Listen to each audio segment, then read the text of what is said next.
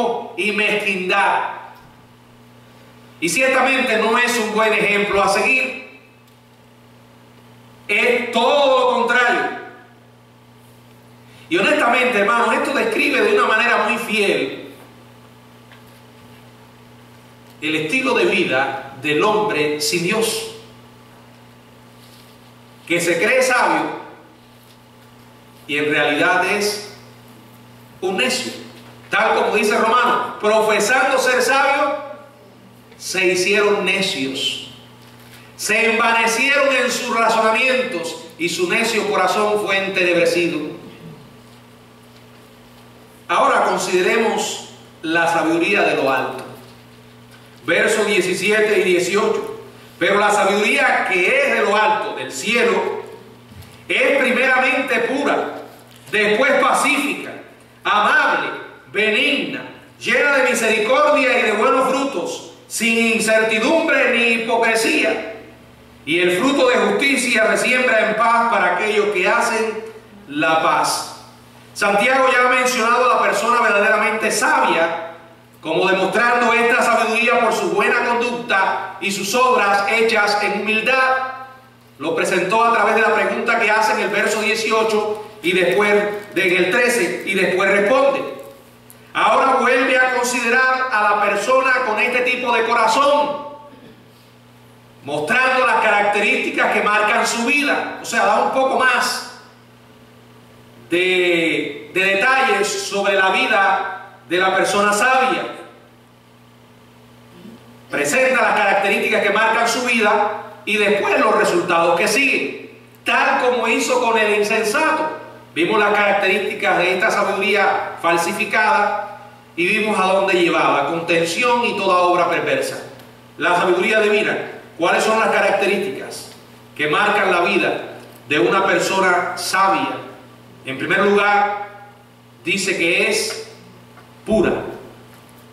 Esto es un contraste, porque en realidad la pureza no es considerada como una cosa de valor para el mundo de hoy. La palabra pura, que viene ahí acompañada, dice primeramente pura. La palabra primeramente indica primera en orden de importancia.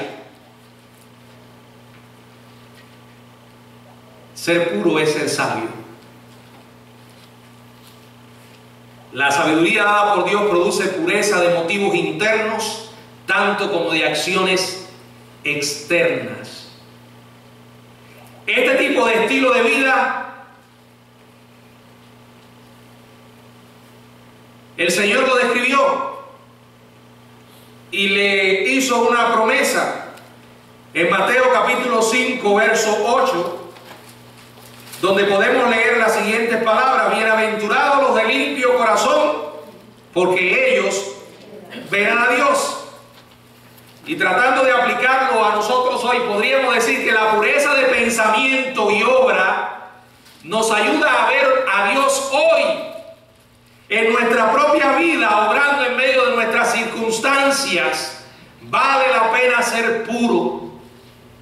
Vale la pena mantener a nuestros pensamientos limpios y ser muy cuidadosos en lo que vemos y en lo que escuchamos.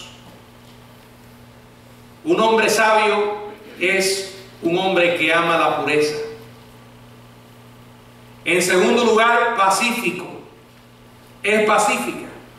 Esto es un contraste, porque la otra sabiduría está caracterizada por ¿qué? Celos amargos. Sí, porque los celos es lo que trae amargura. Recuerde a David, a Saúl. Se llenó de celos contra David y desató la contención. Celos amargos y contención del insensato es un contraste con la vida pacífica del sabio. Es una característica que solamente Dios la puede reproducir en nosotros, porque nuestra tendencia es todo lo contrario. Es discutir, pelear, ser beligerante, No hay que hacer nada sobrenatural para eso. Eso es lo que llevamos en nuestra naturaleza. Solo se trata de darle rienda suelta.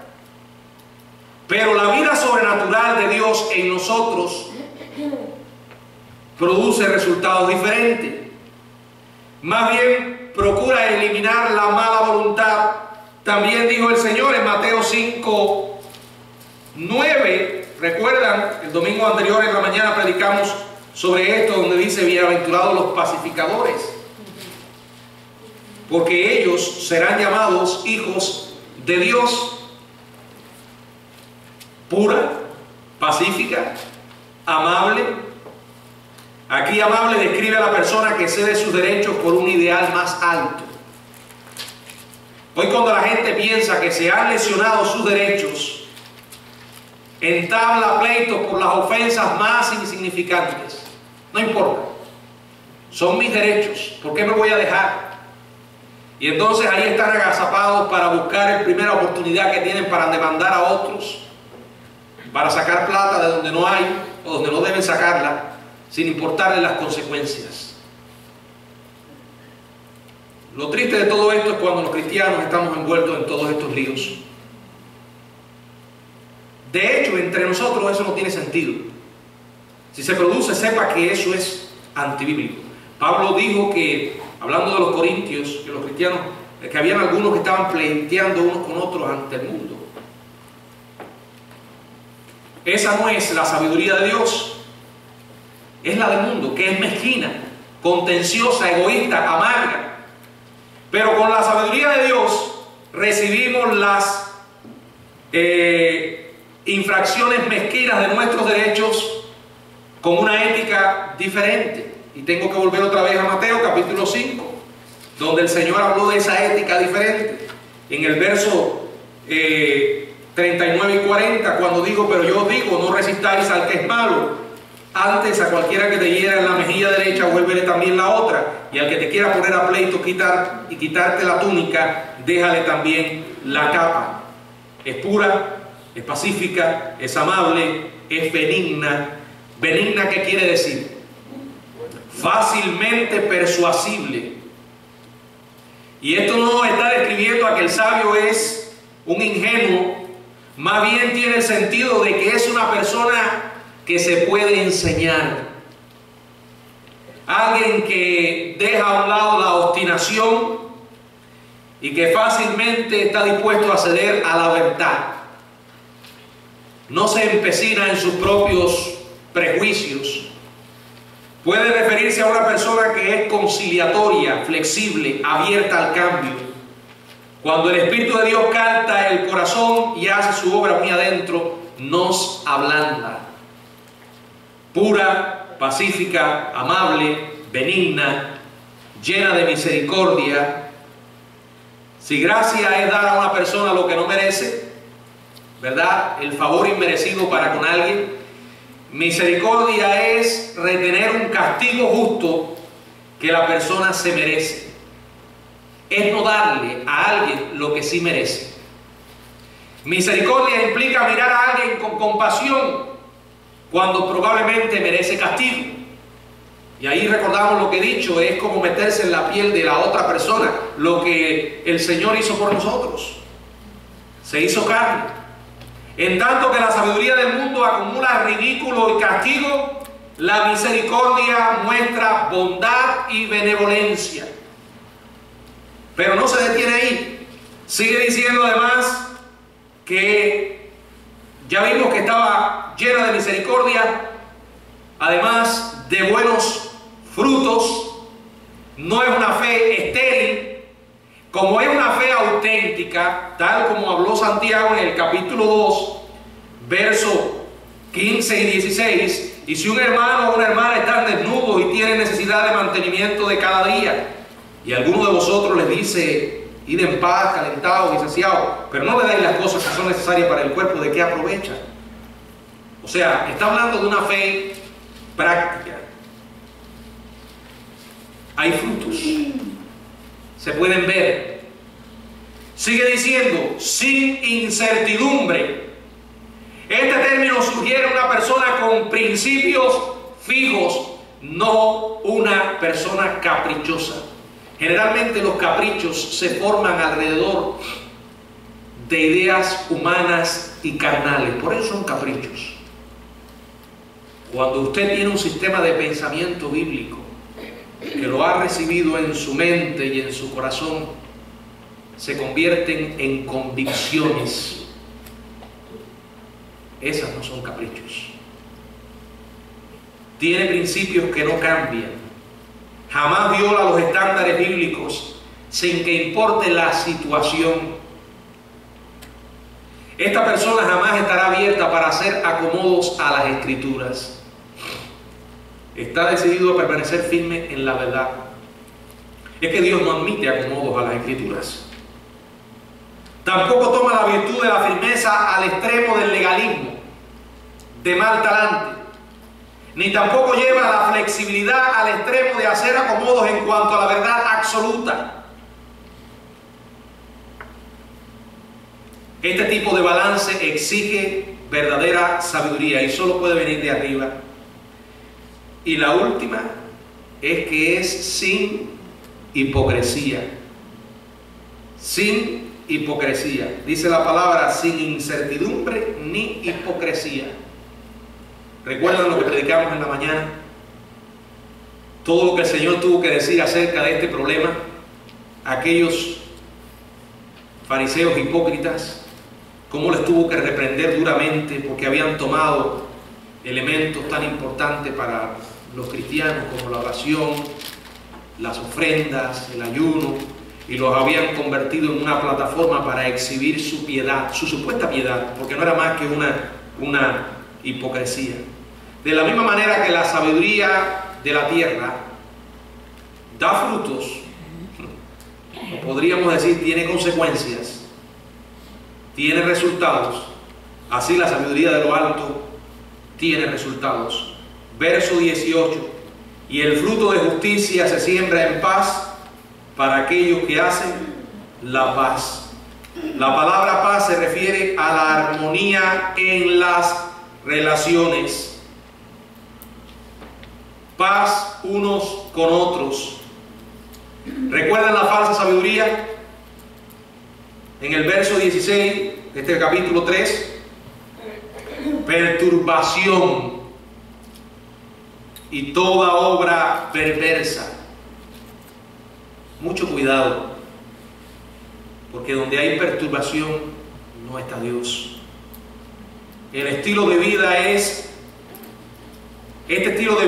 es el polo opuesto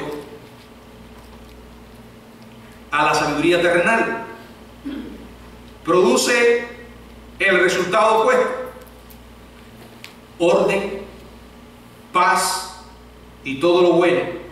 Dice la palabra: y el fruto de justicia se siembra en paz para aquellos que hacen la paz.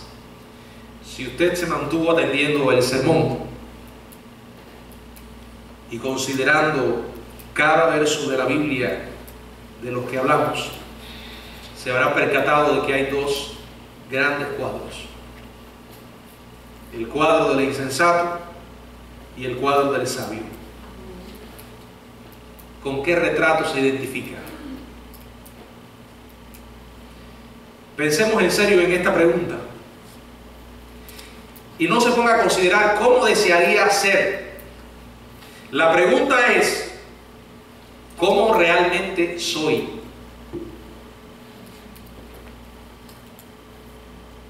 ¿Cómo me ven otras personas? ¿Como un sabio o como un insensato? Solo quiero enfatizar en que la fuente de sabiduría, de verdadera sabiduría, no una falsificación, viene de Dios. Les diré algo: sin Dios no hay personas realmente sabias. No lo hay, porque en realidad es un concepto bíblico. Fíjense que podríamos acompañarlo: sabiduría divina viene de Dios. Y lo dice Santiago: si alguno tiene falta de sabiduría, pídala a Dios.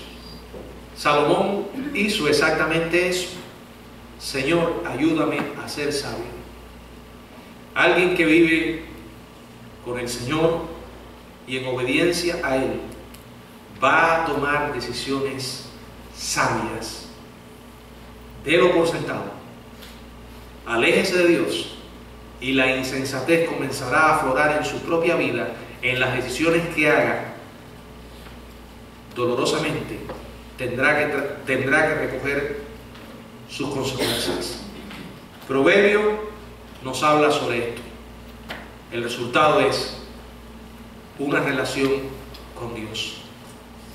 Ustedes saben que Salomón, hubo una etapa de su vida, actuó como un necio. Me gusta a mí pensar, por algunas evidencias de la Biblia, que este hombre se arrepintió. No creo que si él jamás se hubiese arrepentido, aparecerían 3 libros de la Biblia escritos por él. Bueno, el autor de toda la Biblia es Dios, pero ahí el instrumento fue Salomón.